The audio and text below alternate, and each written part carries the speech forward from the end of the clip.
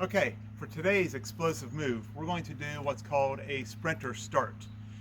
What this is, we're going to need something to hang from that we're going to be able to grab onto.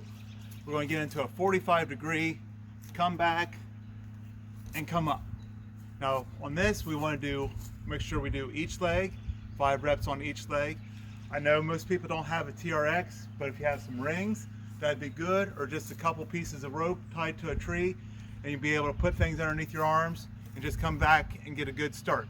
Here, boom. 5 reps for the explosive movement. Okay, today's squat, lunge, or step pattern is a lateral step up. It gets us moving side to side. Today we're going to use a part of a tree. You can use a stool, a step, anything that allows you to go from one side to the other. Just up, over, and back down. As quick as you can. Up and over counts as 1. Give me 8 of them. Okay, today's hinge pattern is a good morning. What I have is an old gym bag and some sand that I've thrown in that gym bag that I went out and bought at the local hardware store, put in a smaller bag so that we can control the weight. But for the good morning with the bag, just hold it close to you. Make sure you hip or hinge from the lower part of the hip, straight legs, down and up. 8 reps, add the weight, decrease the weight is what you feel fit.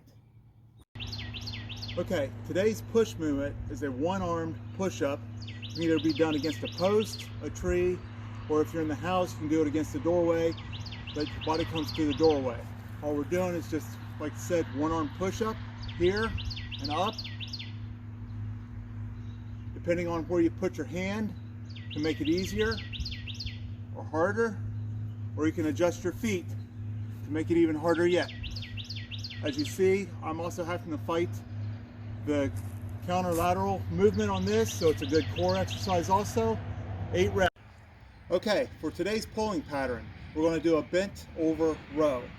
Again, I've got my old gym bag that I've taken and filled with sand from the hardware store. Again, load it up or decrease it as you need fit.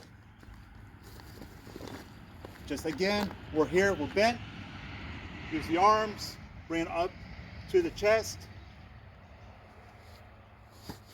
Today's core exercise is what I call a bear crawl hand raise.